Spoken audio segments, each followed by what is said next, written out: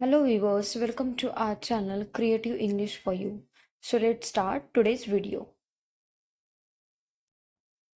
हम दोनों गिटार बजा सकते हैं।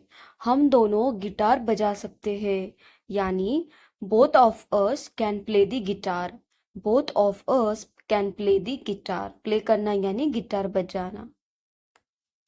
हम दोनों एक ही स्कूल गए थे। हम दोनों एक ही स्कूल गए थे। यानी both of us went to the same school. Both of us went to the same school. Same school यानी एक ही स्कूल। नेक्स्ट, उसे पिछले हफ्ते एक नई नौकरी मिल गई। उसे पिछले हफ्ते एक नई नौकरी मिल गई। यानी he found a new job last week. He found a new job last week. Week यानी हफ्ता। मैंने उसे सोफे पर सोते पाया। मैंने उसे सोफे पर सोते पाया। यानी I found her sleeping on the couch. I found her sleeping on the couch. Couch यानी सोफा होता है। नेक्स्ट, मुझे दोपहर में झपकी लेना पसंद है। मुझे दोपहर में झपकी लेना पसंद है। यानी I love taking naps in the afternoon. I love taking naps in the afternoon. मेरी चप्पल सड़क के बीच में टूट गई। मेरी चप्पल सड़क के बीच में टूट गई। यानी my sandal broke in the middle of the street. My sandal broke in the middle of the street. Middle of the street यानी सड़क के बीच। उसने कपड़े धोने से पहले अपनी जेबें खाली करना भूल गया। उसने कपड़े धोने से पहले अपनी जेबें खाली करना भूल गए। यानी he forgot to empty his pockets before doing laundry. laundry का मतलब होता है कपड़े धोना। मुझसे दुश्मनी महंगी पड़ेगी। मुझसे दुश्मनी महंगी पड़ेगी। यानी enmity with me will cost you dearly. enmity with me will cost you dearly यानी मुझसे दुश्मनी महंगी पड़ेगी। नेक्स्ट, अब तक तो उसने सबको बता दिया होगा। अब तक तो उसने सबको बता दिया होगा। यानी she must have told everyone by now. she must have told everyone by now. by now यानी अब तक।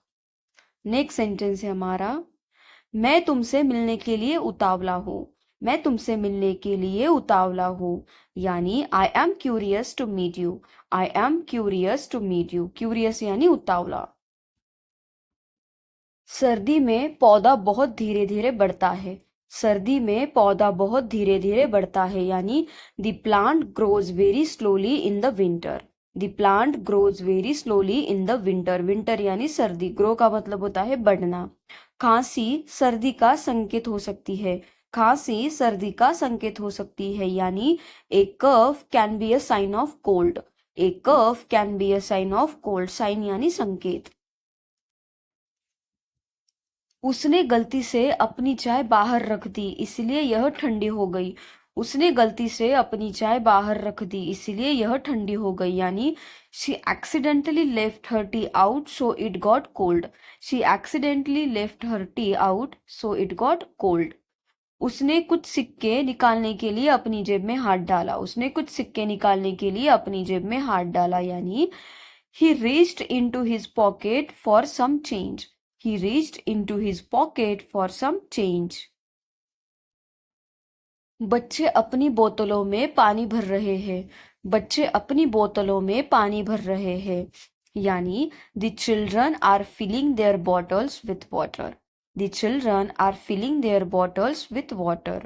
नेक्स्ट सेंटेंस है हमारा, मैं इन फटी हुई जीन्स को और नहीं पहन सकता। मैं इन फटी हुई जीन्स को और नहीं पहन सकता। यानी I can't wear this torn jeans any more. I can't wear this torn jeans any more. Torn का मतलब होता है फटा हुआ। मशीन चालू करने के लिए बटन दबाए। मशीन चालू करने के लिए बटन दबाए। यानी press the button to start the machine. Press the button to start the machine यानी मशीन चालू करने के लिए बटन दबाए। नेक्स्ट सेंटेंस है हमारा, बहुत जोर से न दबाए यह टूट सकता है। बहुत जोर से न दबाए यह टूट सकता है। यानी don't press too hard it might break. Don't press too hard it might break. Break यानी टूटना। अचानक कमरे में बहुत शांति हो गई। अचानक कमरे में बहुत शांति हो गई, यानी suddenly the room became very quite. Suddenly the room became very quite. Quite यानी शांति, यानी शांत।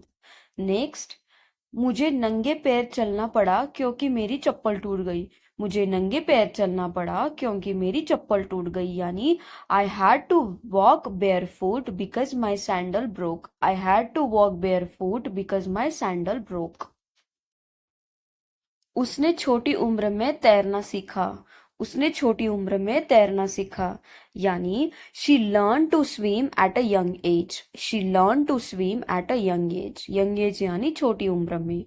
नेक्स्ट सेंटेंस है हमारा, मैंने अपनी चाय पीना भूल गया और अब वह ठंडी हो गई।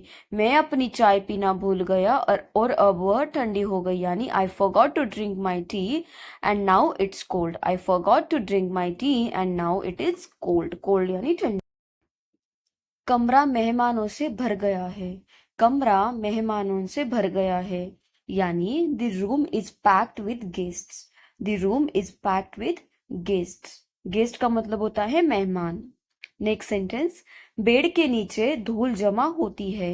बेड के नीचे धूल जमा होती है, यानी the dust accumulates under the bed.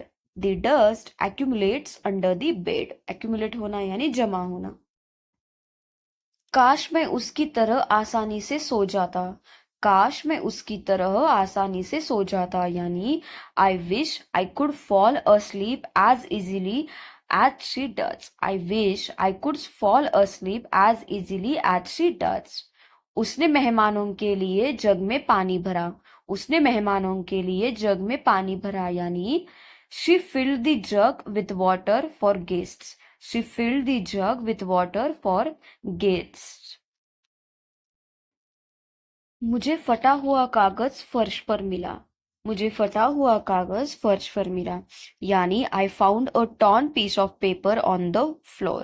I found a torn piece of paper on the floor. Floor यानी फर्श। नेक्स्ट, पर्दे फटे हुए हैं और उन्हें बदलने की जरूरत है। पर्दे फटे हुए हैं और उन्हें बदलने की जरूरत है, यानी the curtains are torn and need replacement. The curtains are torn and need replacement. Replacement यानी बदल। Thank you guys. Thank you for watching my video. And if you want such more videos, then please do like, share and subscribe to my channel. Thank you. Thank you so much for watching.